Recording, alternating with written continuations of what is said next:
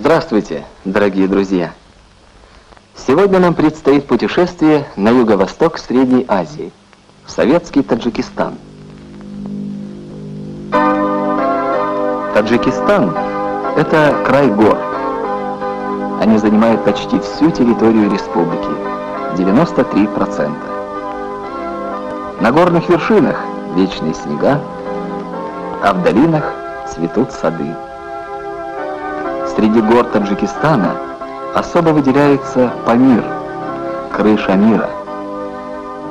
На Памире самая высокая вершина в Советском Союзе, пик коммунизма. Ее высота 7495 метров.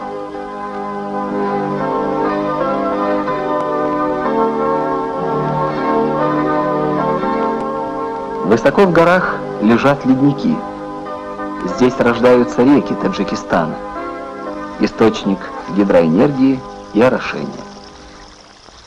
В краю жаркого солнца, где почти не бывает дождей, вода – это жизнь.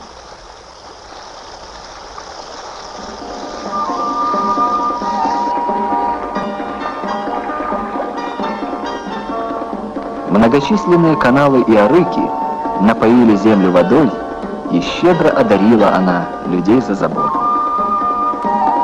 На орошаемых полях выращивают многие сельскохозяйственные культуры. Но главное богатство таджикской земли – тонковолокнистый хлопок.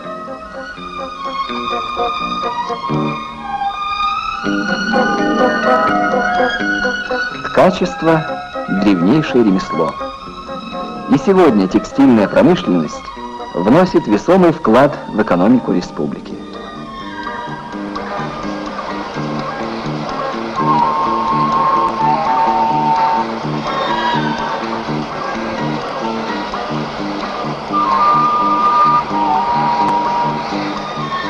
Текут по всей стране и за ее пределы реки хлопчатобумажных и шелковых тканей.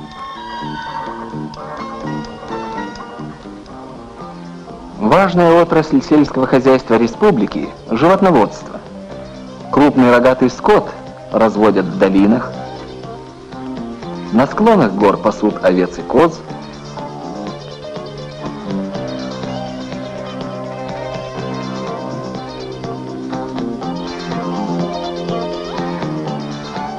на восточном Памире – стада яков. Эти животные хорошо приспособлены к условиям высокогорья. Они дают шерсть, мясо, молоко.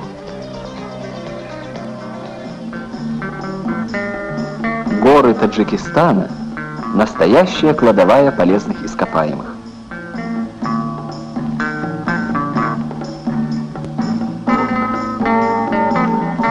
Практически неисчерпаемы запасы поваренной соли.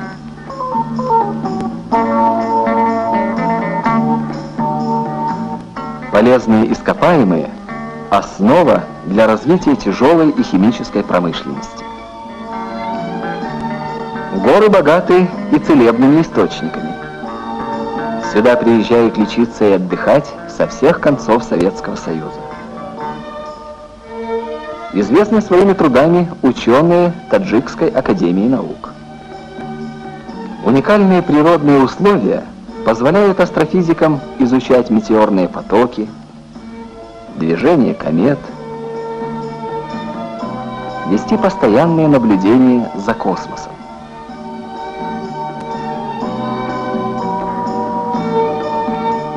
В горах Памира работают ученые-биологи. Они изучают влияние высокогорья на развитие растений.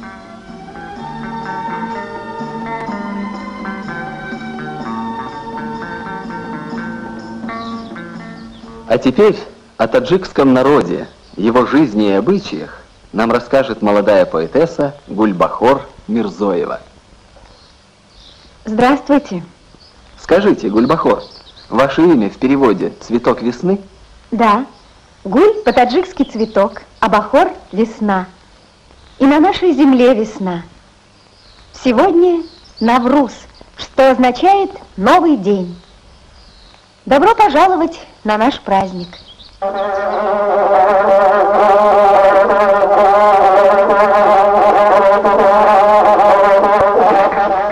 Навруз – это праздник весны, начало полевых работ, праздник первой борозды.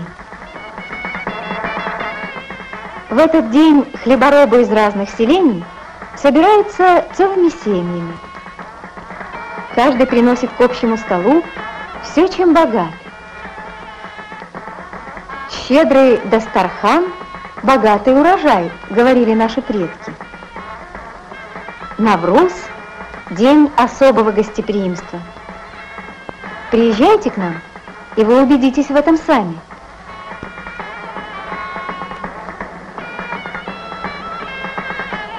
По народной традиции, самый старший крестьянин начинает борозду древней сахой. А молодые трактористы продолжают пахоту.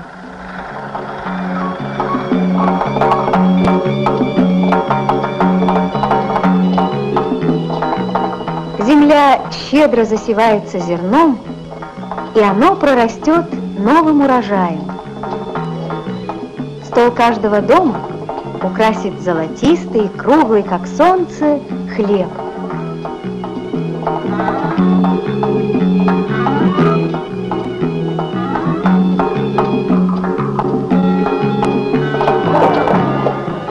Навруз – это еще и день свадеб, день рождения новой семьи. Когда-то таджикская женщина была в доме рабыней. Она видела мир сквозь черную сетку паранджи. Теперь мы наравне с мужчинами решаем государственные проблемы. Свыше 12 тысяч таджичек – народные депутаты, 16 из них – в Верховном Совете страны. А паранджа, она сохранилась как образ прошлого, только в костюме невесты. Айша-апа не только мать 6 детей. Она народный депутат, председатель поселкового совета. Спасибо. Приезжайте к нам. Будем рады. Праздничное шествие движется из селения в селение. Навруз – это еще и фестиваль народного творчества, смотр народных талантов. Целые семейные ансамбли выступают на фестивале.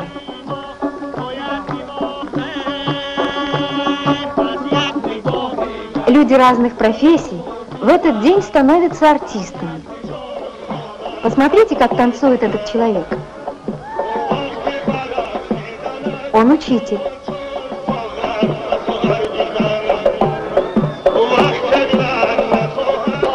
А это медицинская сестра.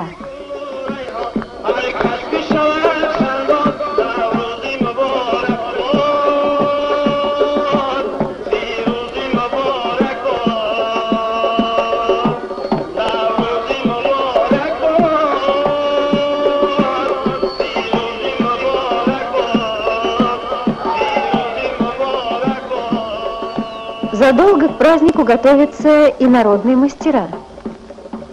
Ну-ка, покажи мне свистульку. Какая смешная. Это свистулька.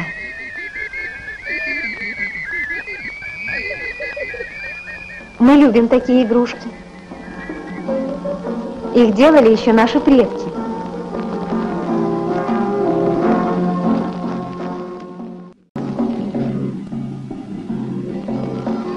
Давайте зайдем к мастеру Гафуру Халилову в его большую и дружную семью. Усто, так уважительно называют в народе талантливого мастера. Это почетный титул. Свое умение мастер передает детям и внукам, и так из поколения в поколение. Раньше секреты мастерства были семейной тайной, а сегодня народные мастера охотно их раскрывают, как набойщик Усто Саидов.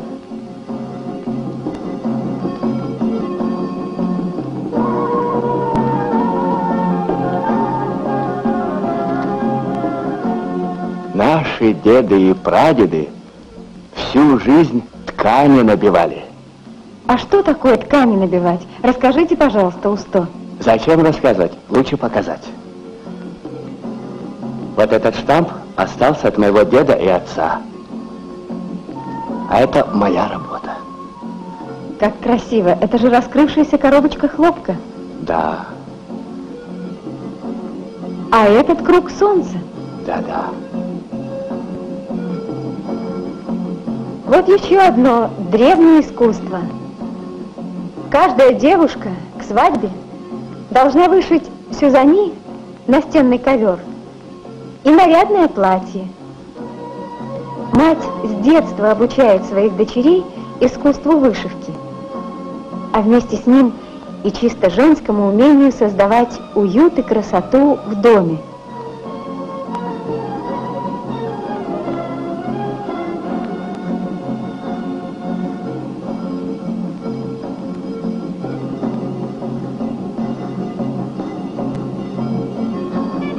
Ни один праздник у нас не обходится без национальных спортивных игр.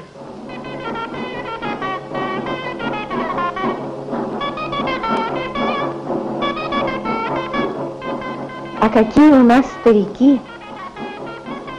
Нужно сказать, что старики и дети – самые почетные члены нашего общества. Им наше внимание и забота. Может быть, именно поэтому эти двое сохранили такую прекрасную спортивную форму. А ведь им за 80.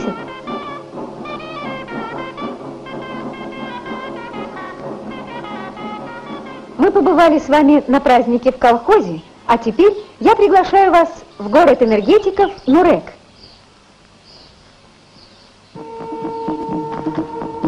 Четверть века назад люди 40 национальностей нашей Родины приехали в Таджикистан, чтобы помочь нам построить в пустынном ущелье самую крупную в Средней Азии электростанцию.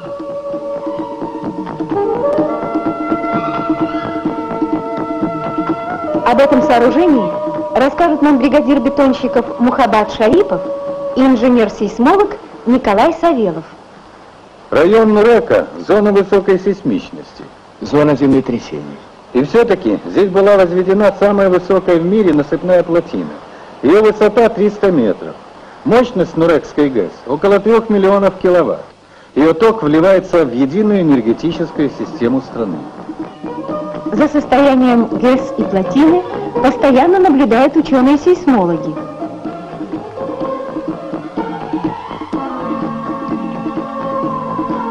Наша плотина перекрыла реку Лакш и образовала гигантскую чашу, в ней миллиардные запасы воды. Нурек – это ее решение. Вода отсюда идет на поля Таджикистана и других среднеазиатских республик. А что же делают строители Нурека? Мы строим Байпазинскую и Рагунскую ГЭС.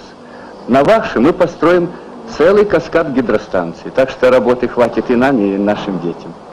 Ваша стройка по-прежнему интернациональная? Конечно. Нас объединило общее дело. Многие строители Нурека остались в Таджикистане.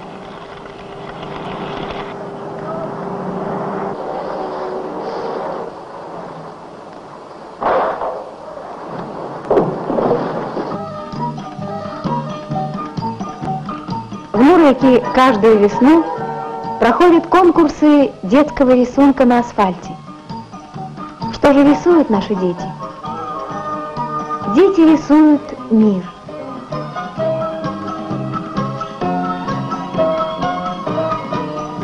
Пусть всегда будет мир на нашей планете. Пусть согласие и дружба будут между всеми народами.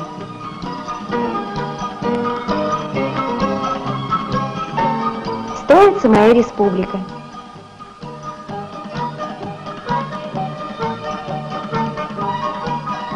Наша столица Душанбе самая молодая. Архитекторы и строители работают в тесном содружестве с учеными-сейсмологами.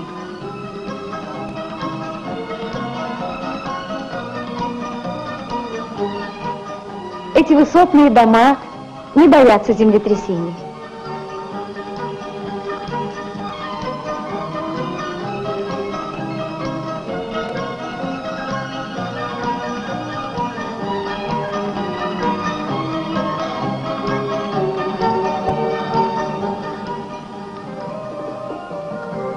прекрасно храним культурное наследие прошлого.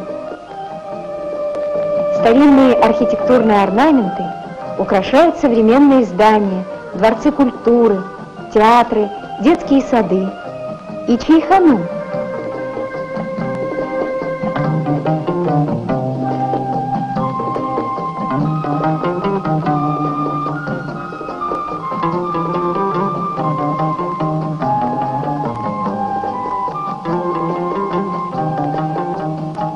А вы знаете, что такое чайхана? Это наш клуб. Здесь собираются друзья, отдыхают, обмениваются новостями, читают газеты и пьют наш любимый зеленый чай. Кстати, раньше в чайхане собирались только мужчины, а теперь складывается новая традиция. Сюда приходят отдохнуть и юноши, и девушки.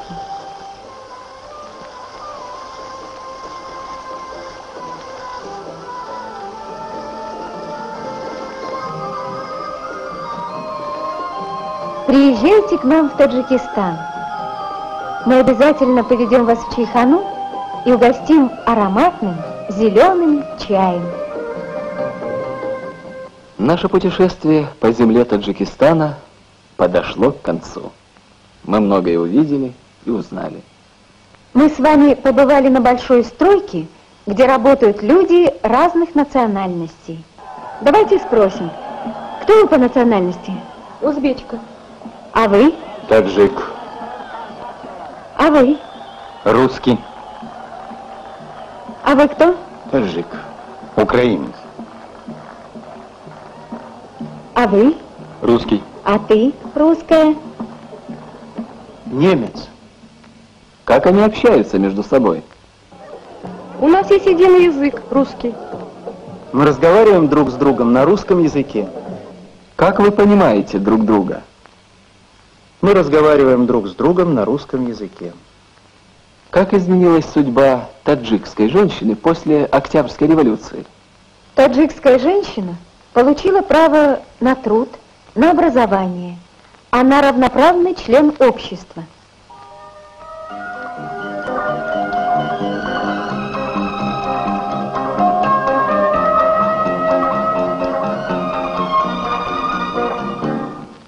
Как изменилась судьба таджикской женщины? Она стала равноправным членом общества. Что произвело на вас самое большое впечатление на празднике первой борозды? Бережное отношение к народным традициям, щедрость и гостеприимство таджиков.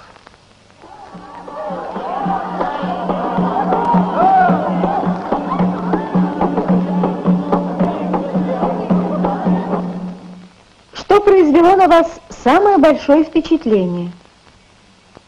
Бережное отношение к народным традициям, щедрость и гостеприимство таджиков. Наш урок окончен. Мы прощаемся с вами, дорогие друзья. Пусть останется в вашей памяти земля Таджикистана и ее щедрый, гостеприимный народ.